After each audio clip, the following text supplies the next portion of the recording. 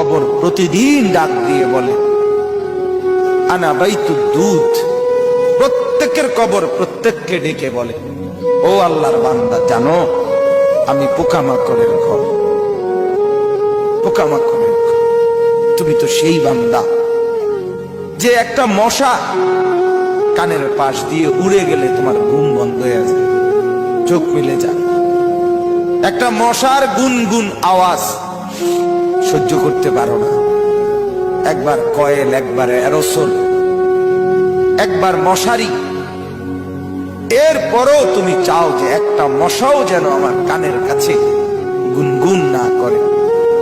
তো 5 ঘন্টার ঘুমের জন্য, 6 ঘন্টার ঘুমের জন্য বান্দা এই যত্ন নিলা, অনন্তকাল কিংবা বছরের পর বছর কবরের যে ঘুম দিবা, পড়ে থাকবা,